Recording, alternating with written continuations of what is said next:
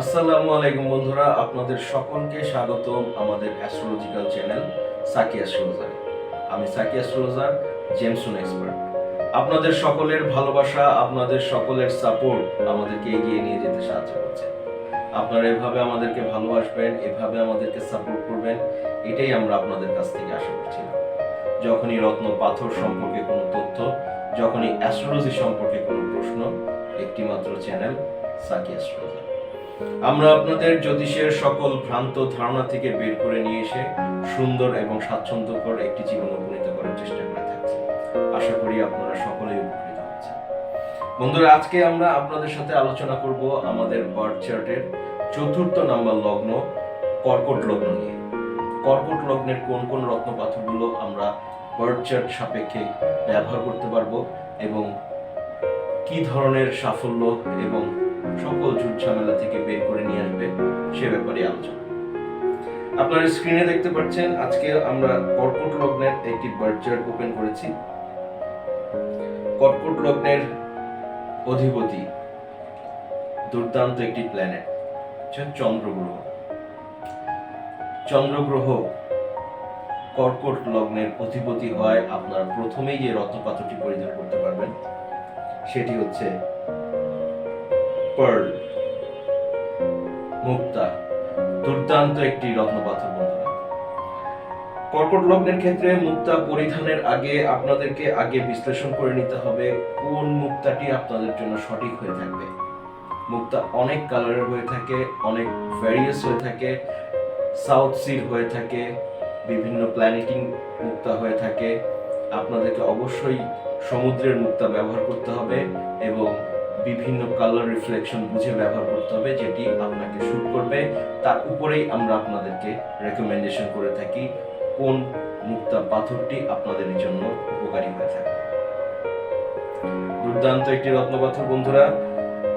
লগ্নপতি যে ঘরেই থাকুক না কেন আমরা অবশ্যই মুক্তা পরিধান করতে পারবো।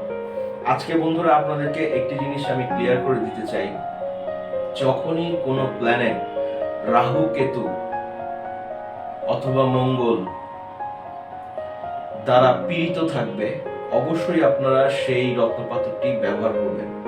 যদিও সেই রত্নপাথরটি আপনার বার্থ চার্ট সাপেক্ষে আপনাকে অ্যালাউ করে না, তারপরেও আপনারা সেই রত্নপাথরটি অবশ্যই ব্যবহার করবেন আপনাদেরকে ভালো সাপোর্ট এবং ভালো রেজাল্টের জন্য। এটি একটি বার্থ চার্ট দেখার রুলস বন্ধুরা। আপনাদেরকে এই টিপসটি আমি দিলাম। অবশ্যই আপনারা চেষ্টা করবেন যে কোনো গ্রহ যদি রাহু বা কেতু দ্বারা পীড়িত থাকে অবশ্যই সেই রত্নপাথরটি আপনারা ব্যবহার করবেন। আসুন জেনে নেই আমরা দ্বিতীয় কোন রত্নপাথরটি পরিধান করতে পারবো। দ্বিতীয় রত্নপাথর বন্ধুরা পঞ্চমপতি, অবশ্যই মঙ্গলের রত্নপাথর রক্তপ্রবাল। দুর্দান্ত একটি রত্নপাথর বন্ধুরা। অবশ্যই কর্কট লগ্নে মঙ্গলের রত্নপাথর রক্তপ্রবাল আপনারা ব্যবহার করবেন। দুটি জায়গা বাদে আর যে কোনো জায়গাতেই মঙ্গল থাকুক না কেন আপনারা অনায়াসেই মঙ্গলের রত্নপাথর রক্তপ্রবাল ব্যবহার করতে পারবেন। একটি হচ্ছে 3 নম্বর প্লেস এবং আরেকটি হচ্ছে 11 নম্বর প্লেস। এই দুই জায়গাতে বন্ধুরা একটু বুঝে শুনে আপনাদেরকে রক্তপ্রবাল ব্যবহার করতে হবে, কারণ এই দুটি ঘরে মঙ্গলের অবস্থান মঙ্গলকে আরো বেশি শক্তিশালী করে তোলে। সেক্ষেত্রে আপনারা যদি রক্তপ্রবাল ব্যবহার করেন আপনাদেরকে নেগেটিভ ইমপ্যাক্ট চলে আসতে পারে। অনেক সময় দেখা যাবে যে মঙ্গল আপনার শত্রুকে তো নাশ করছে ঠিকই, আপনার কোনো বন্ধুও থাকবে না, এরকম অবস্থায় আপনি চলে আসতে পারবেন। আবার জীবনে কিছুটা শত্রুরও প্রয়োজন আছে, তা না হলে জীবন গতানুগতিক হয় না। সেক্ষেত্রে অবশ্যই আমাদেরকে খেয়াল রাখতে হবে মঙ্গল কোথায় বসে আছে। এই দুটি ঘর ছাড়া আমাদের বার্থ চার্ট, কর্কট লগ্নের বার্থ চার্টে যেখানেই মঙ্গল গ্রহ থাকুক না কেন আমরা অবশ্যই রক্তপ্রবাল ব্যবহার করতে পারবো। এরপর আসুন বন্ধুরা আমরা কোন রত্নপাথরটি ব্যবহার করতে পারবো। নবমপতি, বৃহস্পতির রত্নপাথর পোকরাজ। দুর্দান্ত একটি রত্নপাথর বন্ধুরা। আপনারা অবশ্যই কর্কট লগ্নের অধিপতি যারা রয়েছেন, কর্কট লগ্নের জাতক জাতিকা যারা রয়েছেন অবশ্যই আপনারা বৃহস্পতির রত্ন পাথর পোকরাজ ব্যবহার করব। ইয়েলো সাফায়ার জুপিটার আমরা ব্যবহার করতে পারবো, জুপিটারের রত্ন পাথর ইয়েলো সাফায়ার পোকরাজ। এরপরে আসুন দেখে নেই আমরা কোন রত্ন পাথরটি ব্যবহার করতে পারবো। মার্কারি, বুধ গ্রহের রত্ন পাথর পান্না, ইংরেজিতে যাকে আমরা ইমারাল বলে থাকি। এখানে বন্ধুরা বুধ গ্রহটি আমাদের তৃতীয় পতি, সেক্ষেত্রে আমাদেরকে, এবং বুধ গ্রহটি আমাদের 12 নম্বর ঘরের অধিপতি, আমাদেরকে বুধ গ্রহ অবশ্যই অ্যাভয়েড করা উচিত। যদি দেখা যায় কর্কট লগ্ন সাপেক্ষে আপনার বুধ গ্রহটি অবশ্যই রাহু কেতু দ্বারা পীড়িত, শনি দ্বারা পীড়িত,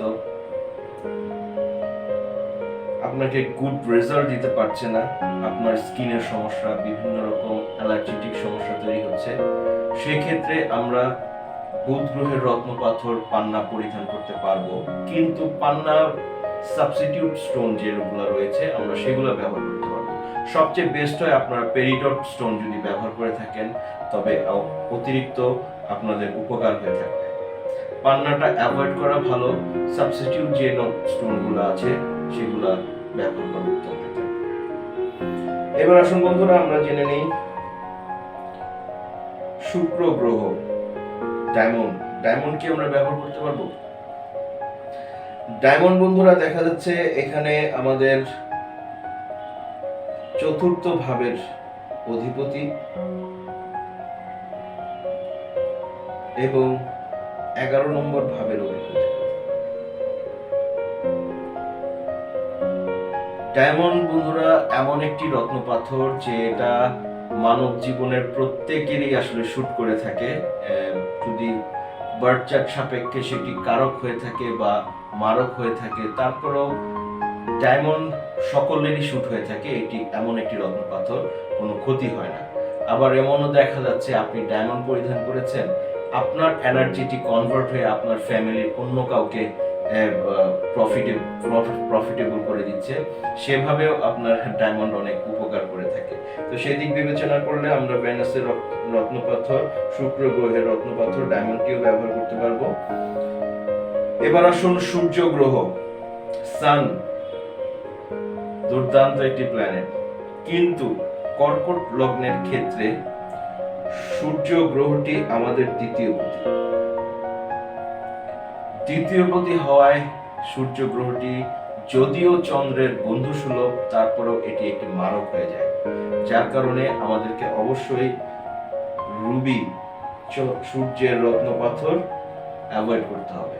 যদি ক্ষেত্র বিশেষ দেখা যায় আমাদেরকে রুবি ব্যবহার করতে হচ্ছে, রাহু কেতু দ্বারা পীড়িত আছে বা কোনো কারণে পাওয়ার দেওয়া প্রয়োজন, সেক্ষেত্রে গতানুগতিক পেছনের ভিডিওগুলোতে, লেকচারগুলোতে আপনাদেরকে আমি রুলস জানিয়েছি। যে কোনো সাবস্টিটিউট স্টোন, যেরকম রুবির সাবস্টিটিউট স্টোন যেগুলো রয়েছে সেগুলো আপনারা ব্যবহার করতে পারবেন। তাহলে বন্ধুরা আমরা জেনে গেলাম আমাদের রক্তপাথর এবং রাহু কেতু সম্পর্কেও আমি ডিটেইল আপনাদেরকে ফার্স্ট লেকচারে জানিয়েছি। আমরা কখন কেন রাহু এবং কেতু রত্নপাথর পরিধান করব সে ব্যাপারে যদি না জেনে থাকেন অবশ্যই আমাদের পেছনের ফার্স্ট লেকচারটা দেখে নেবেন, আপনার ধারণা ক্লিয়ার হয়ে যাবে।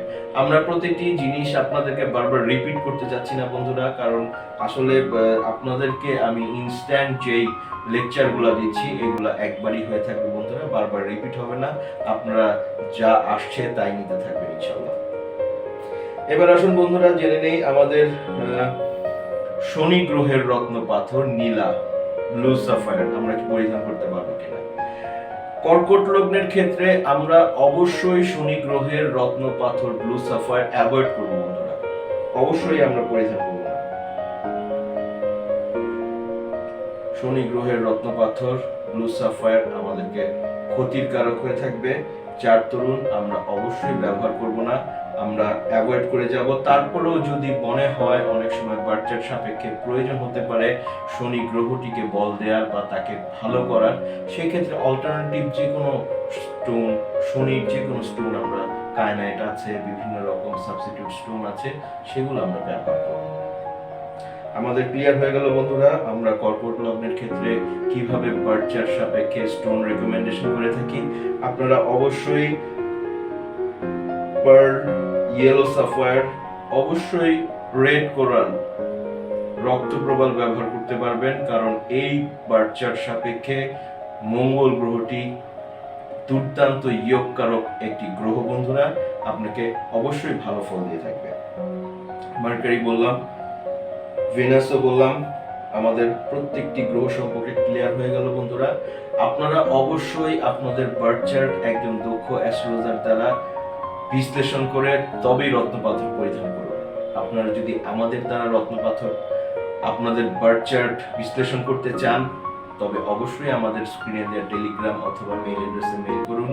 প্রসিডিওরের আশা করুন বিশ্বের যে প্রান্তেই থাকুন না কেন, আমরা আপনাদের জ্যোতিষের সকল ভ্রান্ত ধারণা থেকে বের করে নিয়ে আসার চেষ্টা করে থাকি। এভাবেই আমাদের পাশে থাকবেন, এভাবেই আমাদের সাথে থাকবেন। আমরা আবার সামনের লেকচার নিয়ে হাজির হব আপনাদের সামনে। এর আগে জানিয়ে দেই আমাদের বার্থ চার্ট লাইভ স্ট্রিমিং সম্পর্কে। আমরা আপনাদের বার্থ চার্ট লাইভ স্ট্রিমিং করব। আপনাদের কমেন্টস করতে হবে আমাদের ভিডিওর কন্টেন্টের নিচে কমেন্ট সেকশনে আপনারা কমেন্ট করুন। আপনারা যদি জানতে চান আপনাদের বার্থ চার্ট আমরা লাইভ স্ট্রিমিং করে আপনাদেরকে জানিয়ে দিব কোন রত্নপাথরটি আপনার জন্য খুবই সুখকর হয়ে থাকবে, সকল ঝুট ঝামেলা থেকে বের করে নিয়ে এসে সুন্দর এবং স্বাচ্ছন্দ্য করে একটি জীবন উপনীত করবে। আজ এই পর্যন্তই, ভালো থাকবেন, হ্যাভ এ নাইস ডে।